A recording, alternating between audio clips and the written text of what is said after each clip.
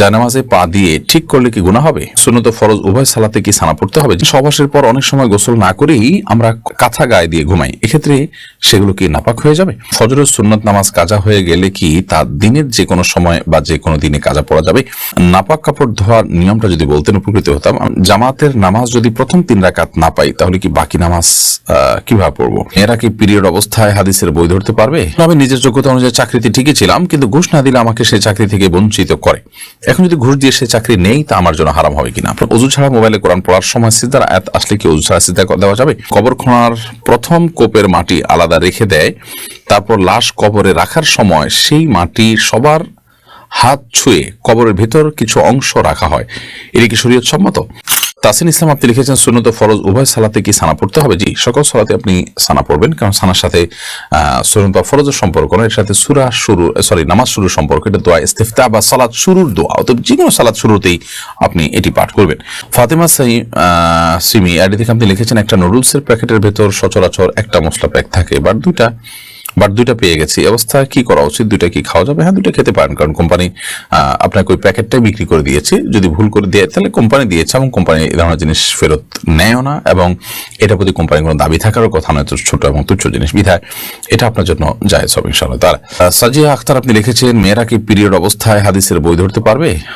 Period অবস্থায় যে বইতে হাদিস লেখা আছে বই ধরতে পারবে, কারণ কোনো গুনাহ হবে না, ইসলামিক বই পড়তে পারবে, সাধারণ ইসলামিক বই। শাহনাজ পারভিন আপনি লিখেছেন অনেকে বলে আসরের নামাজ থেকে মাগরিব নামাজ পর্যন্ত কিছু না খেলে একটি রোজা হবে, এটা কতটা সত্য? না, এটি একেবারে ভিত্তিহীন কথা।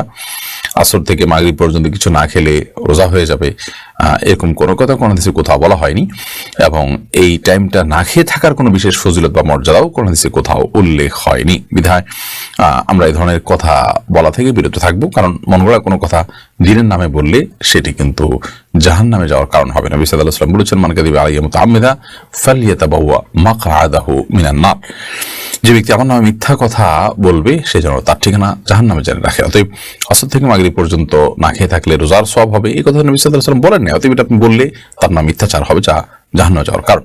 যুদ্ধ আমাদের বিজয় আল্লাহর এই আইডি থেকে আপনি লিখেছেন, আপনি একটা ভিডিওতে বলেছেন যে সিজদা দোয়া করতে, কিন্তু একজন বলেছে যে হাদিসে আছে সিজদা কোরআন আয়াত পড়া নিষিদ্ধ, তো সব দোয়াই তো কোরআন আয়াত, এখন সঠিক কোনটা একটু বললে বিস্তারিত উপকৃত হতাম। সিজদা দোয়া করার কথা হাদিসে বলা হয়েছে, কিন্তু কোরআন আয়াত পড়বেন না। কোরআন কোনো আয়াত যদি দোয়া থাকে, কোরআন সব আয়াত তো দোয়ামূলক নয়, আর সব দোয়াই যে কোরআন আছে সেটাও তো নয়, হাদিসে বর্ণিত দোয়াও তো আছে। যাই হোক, কোরআনে যে দোয়াগুলো আছে সেগুলোকে দোয়া হিসাবে পড়তে পারেন, কোরআন আয়াত হিসাবে নয়। আপনি আয়াত তেলাওয়াত করলেন আলহামদুলিল্লাহ রাব্বিল আলামিন, এটা তো দোয়া নয়, তো এটা আপনি সিজদায় পড়বেন না, কারণ হাদিসে নিষেধ আছে সিজদায় কোরআন তেলাওয়াত করার ব্যাপারে।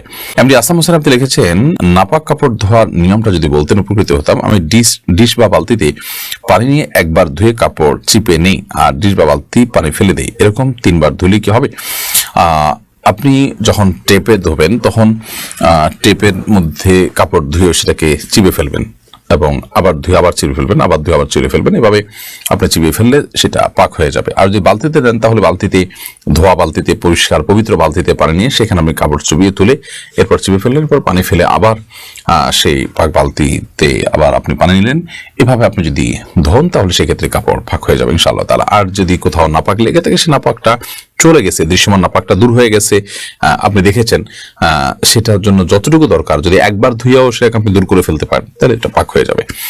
আর যেটা অদৃশ্যমান নাপাক, দেখা যায় না, যেমন পেশাব কাপড় লাগলো কিন্তু কাপড়ের সাথে মিশে এটার কোনো আলামত নাই, একাকার হয়ে গেছে, তাহলে সেক্ষেত্রে এটাকে আপনি বিসমিল্লাহ বলে ধোবেন, 3 বার ধুলে সেটা পাক হয়ে যাবে ইনশাআল্লাহ তাআলা। বৈশাখী বর্ণিলা আপনি আইডি থেকে লিখেছেন ওযু ছাড়া মোবাইলে কোরআন পড়ার সময় সিজদার আয়াত আসলে কি ওযু ছাড়া সিজদা দেওয়া যাবে? ওযু ছাড়া সিজদা দেওয়াকে সৌদি আরবের স্কলারগণ জায়েজ মনে করেন, কিন্তু হানাফি মাযহাবের উলামা ইকরামের মতে ওযু করার জন্য সিজদা দেওয়ার জন্য ওযু করা জরুরি এবং আবশ্যক, যার কারণে আমরা ওযু সিজদা দিয়ে তারপরে ওযু করে তারপর আমরা সিজদা দিব, এটা হবে অধিকতর সতর্ক এবং নিরাপদ। এমনি তামিম হাসান আপনি লিখেছেন জামাতের নামাজ যদি প্রথম 3 রাকাত না পাই তাহলে কি বাকি নামাজ কিভাবে পড়বো?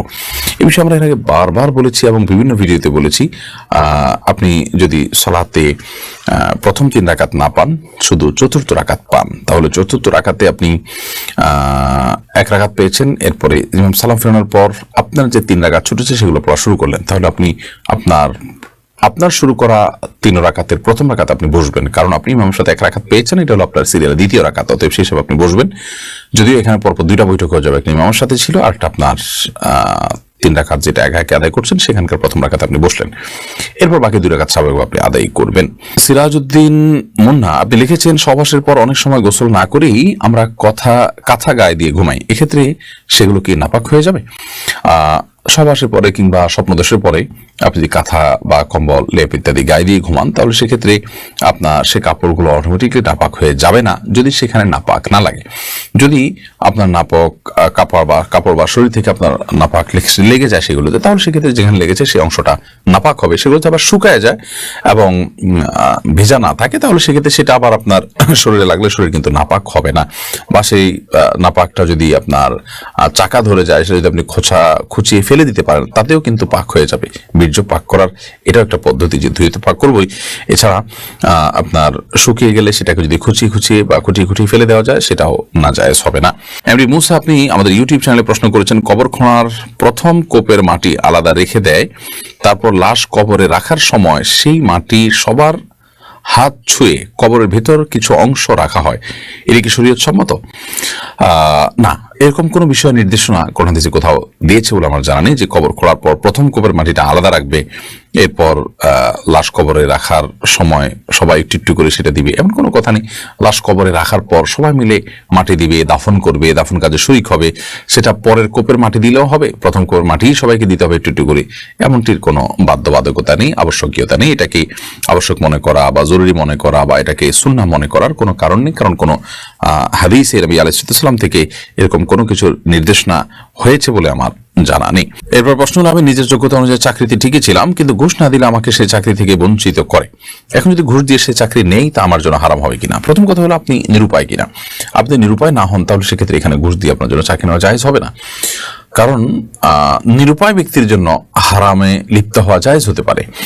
আপনার এই চাকরি ছাড়া বাঁচবেন কিনা, অন্য কোনো ব্যবস্থা আছে কিনা, এই প্রশ্নগুলোর উত্তর বেশিরভাগ মানুষই বলবেন হ্যাঁ অবশ্যই বাঁচা যাবে, একটু কষ্ট হবে হয়তো, একটা চাকরি পাওয়া যাবে হয়তো, একটু কম সুবিধা থাকবে, তাহলে এটুকু ঠুনকো অজুহাতে আপনি ঘুষ দিতে যাবেন না। হ্যাঁ, আপনার বহু চেষ্টা করেছেন, কোনো চাকরি হচ্ছে না, এছাড়া বিকল্প চাকরি নাই, আপনার হালাল উপার্জনের জন্য এই মুহূর্তে এর চাইতে অন্য কোনো ভালো পথ পাওয়া বা এরকম কোনো পথ পাওয়া আপনার জন্য টাফ, তাহলে সেক্ষেত্রে আপনাকে বাধ্য করছে সে আপনার ন্যায্য অধিকার নিতে আপনাকে ঘুষ দিতেই হচ্ছে, তাহলে সেক্ষেত্রে সেটি আপনার জন্য জায়েজ হতে পারে, কিন্তু যিনি নিচ্ছেন তিনি সর্বাবস্থা হারাম এর মধ্যে লিপ্ত হবেন। এমডি মকসেদুল মমিন আপনি লিখেছেন ফজরের সুন্নাত নামাজ কাজা হয়ে গেলে কি তার দিনের যে কোনো সময় বা যে কোনো দিনে কাজা পড়া যাবে? ফজরের সুন্নাত নামাজ যদি কাজা হয়ে যায় তাহলে দিনের যে কোনো সময় না, বরং আপনি জোহরের আগে পড়ে ফেলার চেষ্টা করবেন। কোনো কারণে জোহরের আগে পড়তে পারেন নাই তাহলে পরবর্তীতে পড়লেন, এতেও আদায় হয়ে যাবে আপনার সালাত, কিন্তু চেষ্টা করা উচিত যে যত দ্রুত সম্ভব এটিকে আদায় করা, অন্তত জোহরের ওয়াক্তের আগে। এরপর রাজিবুর জামান সাবিত আপনি লিখেছেন জানামাজে পা দিয়ে ঠিক করলে কি গুনাহ হবে?